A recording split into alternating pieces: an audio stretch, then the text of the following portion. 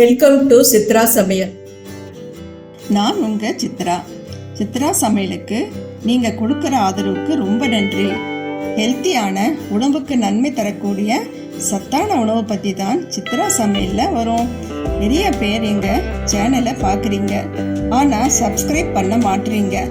உங்களோட சப்ஸ்கிரிப்ஷன் மற்றும் like and comments தான் என்னை இன்னும் நிறைய மோட்டிவேட் பண்ணும்.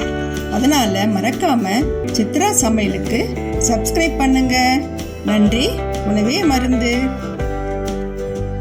இன்னைக்கு நாம் லஞ்ச் பாக்ஸ் ரெசிபியாக கருவேப்பிலை சாதம் செய்ய போகிறோம். இது சாதத்துக்கு தேவையான பொருளை நம்ம இப்போ பார்க்கலாம். கருவேப்பிலை ஒரு கைப்பிடி அளவு, சீரகம் 1 ஸ்பூன், கடுகு 1/2 ஸ்பூன், கடலைப்பருப்பு 1 ஸ்பூன், வரமல்லி 1/2 ஸ்பூன், வெந்தயம் 1/4 ஸ்பூன், கருப்பு எள்ளு 1 ஸ்பூன், மிளகு 1/2 ஸ்பூன், வேர்க்கடலை 2 ஸ்பூன், வரமிளகாய் 2, புளி கரைசல் 2 ஸ்பூன், 100 கிராம் அரிசியை ஊற வச்சு வடித்து எடுத்துருக்கிறேன். கொஞ்சம் உதிரியாக எடுத்துக்கணும். இந்த மாதிரி உதிரியாக நம்ம எடுத்துக்கணும். இந்த மாதிரி வெரைட்டி ரைஸ் செய்யும்போது இப்படி இருந்தால் தான் நல்லா இருக்கும். அது மாதிரி நம்ம எடுத்துருக்குறோம். வாங்க இது எப்படி செய்யலான்னு பார்க்கலாம். இப்போ கேஸ் அடுப்பு ஆன் பண்ணிவிட்டு ஒரு பேன் வச்சுக்கலாம். பேன் கொஞ்சம் காயட்டும். கருவேப்பிலையை காஞ்சிடுச்சு. இப்போ கருவேப்பிலையை போட்டு கொஞ்சம் லைட்டாக வறுத்து எடுத்துக்கலாம். நிறைய கருவேப்பிலையும் போடக்கூடாது, அது கசந்து போயிடும். அதனால் 100 கிராம் அரிசிக்கு நான் இந்த மாதிரி கருவேப்பிலை போதும். ஒரு கைப்பிடி அளவு இந்த மாதிரி வறுத்து எடுத்துக்கலாம். கருவேப்பிலை பாருங்கள், இந்த மாதிரி கொஞ்சம் பொன்னிறமாக வரும்படியே வறுத்து எடுத்துக்கலாம். இப்போ அது இன்னொரு பக்கம் எடுத்து வச்சுட்டு அடுப்பில் ஒரு வடைச்சட்டி வச்சுக்கலாம். வடைச்சட்டி காயட்டும். வடைச்சட்டி காஞ்சிடுச்சு. கருவேப்பிலை சாதத்துக்கு ஒரு பொடி செஞ்சுக்கலாம். நம்ம எடுத்து வச்சிருக்கிற கடலைப்பருப்பு, வரமல்லி போட்டுக்கலாம். முதல்ல அது கூட மிளகு, வெந்தயம் நிறைய போடக்கூடாது, கசந்துரும். சீரகம்,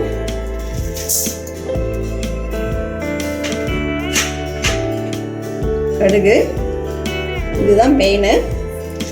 இது போட்டால் ரொம்ப டேஸ்டாக தெரியும். கருப்பு எள்ளு, இது அடுப்பை சிம்மில் வச்சுக்கிட்டு நம்ம வறுத்து எடுத்துக்கலாம். ரொம்ப கருப்பாயிடக்கூடாது. பொரிஞ்சு வந்துடுச்சு. கேஸ் ஆஃப் பண்ணிக்கலாம். ஆற வச்சுட்டு இதை மிக்சியில் போட்டு கொஞ்சம் குறப்பாக அரைச்சி எடுத்துக்கணும். இது ஒரு பிளேட்டில் மாற்றிக்கிட்டு ஆறட்டும். அப்புறம் நம்ம மிக்ஸி ஜாரில் போட்டு பொடி பண்ணி எடுத்துக்கலாம். வறுத்தது இப்போ ஆறிடுச்சு. இதோட ஒரு மிக்ஸி பவுலில் போட்டு அது கூட நம்ம வறுத்து வச்சுருக்கிறோம்ல கருவேப்பிலை, அதையும் போட்டு மிளகாய் 2 போட்டு குறப்பாக அரைச்சி எடுத்துக்கலாம். இப்போ மிக்சியில் போட்டு இந்த மாதிரி கொஞ்சம் குருணையாக அரைச்சி எடுத்துக்கிட்டோம். இதை பக்கத்தில் வச்சுக்கலாம். அடுப்பில் ஒரு வடைச்சட்டி வச்சுட்டு கேஸ் ஆன் பண்ணிக்கலாம். அதில் 1 ஸ்பூன் எண்ணெய் விட்டுக்கலாம். எண்ணெய் காயட்டும். எண்ணெய் காஞ்சிடுச்சு. இப்போ இதோட 1 ஸ்பூன் கடலைப்பருப்பு, வேர்க்கடலை,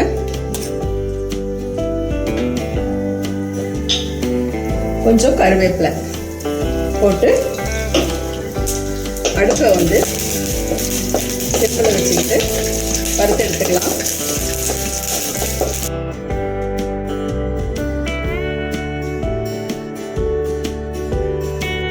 இதை வந்து ஒரு தட்டத்தில் ட்ரான்ஸ்ஃபர் பண்ணிக்கலாம்.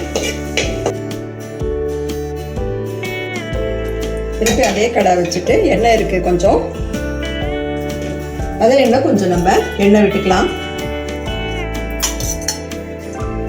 ஒரு ஸ்பூன் எண்ணெய் விட்டுக்கலாம். நம்ம எண்ணெய் காயட்டும். எண்ணெய் காஞ்சிடுச்சு. இதில் ஒரு ஸ்பூன் கடுகு, வரமிளகா 1 கிள்ளி போட்டுக்கலாம். கொஞ்சம் பொரியட்டும்.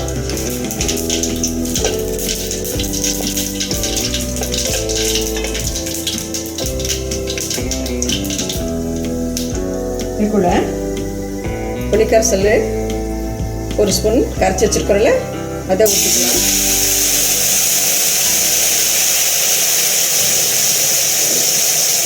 அடுப்பை சிம்மில் வச்சுக்கணும். கொஞ்சம் தண்ணி விட்டுக்கலாம்.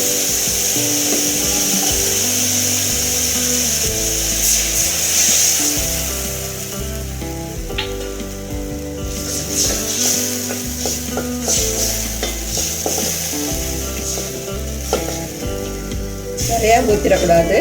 இந்த அளவுக்கு போட்டு தண்ணி கொஞ்சம் கொதி வரட்டும்.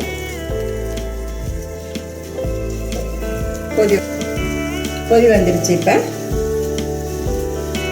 இதோட நம்ம பொடி பண்ணி வச்சுருக்கிறோம்ல, அதில் வந்து போட்டுக்கலாம். நான் 2 ஸ்பூன் போட்டுக்கிறேன். மீதி இருந்தால் நம்ம ஃப்ரிட்ஜில் கூட கண்டெய்னர் பாக்ஸில் வச்சு போட்டுக்கலாம், வச்சிடலாம். போட்டு நம்ம தேவைப்படும் போது நம்ம யூஸ் பண்ணிக்கலாம். இந்த சாதத்துக்கு 2 ஸ்பூன் போதும், அதனால் நான் 2 ஸ்பூன் போட்டுக்கிட்டேன். இப்போ இதுக்கு தேவையான உப்பு நம்ம போட்டுக்கலாம். கெட்டியாகட்டும்.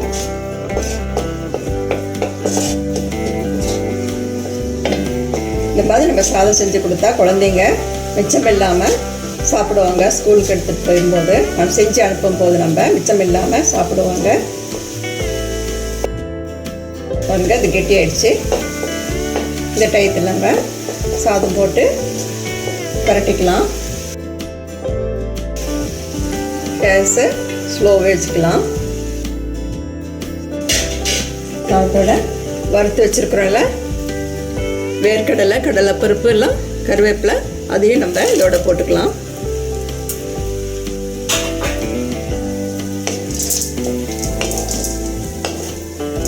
இதை கிளறி விட்டுக்கலாம். நம்ம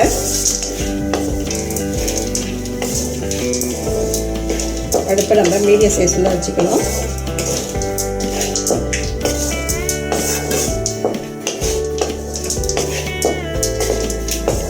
நம்ம வெரைட்டி ரைஸ் செய்யும்போது நம்ம கொஞ்சம் எண்ணெய் சேர்த்து தான் ஊற்றிக்கலாம். அப்போ தான் ரொம்ப டேஸ்ட்டாக இருக்கும். பாருங்க, எல்லாம் கலந்து விட்டுருக்கேன். சுவையான கருவேப்பிலை சாதம் ரெடி ஆயிடுச்சு. இதை நம்ம ஒரு தட்டத்தில் பரிமாறிக்கலாம். கருவேப்பிலை சாதத்தை ஒரு பவுலில் ட்ரான்ஸ்ஃபர் பண்ணிக்கிட்டேன். இதை இப்போ நம்ம டேஸ்ட் பண்ணி பார்க்கலாம். ரொம்ப நல்லா வந்திருக்கு. நீங்களும் உங்கள் வீட்டில் இதே மாதிரி செஞ்சு பாருங்கள். இந்த வீடியோ உங்களுக்கு பிடிச்சிருந்தா சித்ரா சமையலுக்கு லைக் பண்ணுங்கள், கமெண்ட்ஸ் பண்ணுங்கள், சப்ஸ்கிரைப் பண்ணுங்கள். கூடவே மருந்து. மிக்க நன்றி. இந்த வீடியோ உங்களுக்கு பிடிச்சிருந்தா சித்ரா சமையலுக்கு லைக் பண்ணுங்க, ஷேர் பண்ணுங்க, சப்ஸ்கிரைப் பண்ணுங்க. உங்களுடைய கருத்துக்களை கமெண்ட் செக்ஷன்ல பதிவு பண்ணுங்க. உணவே மருந்து.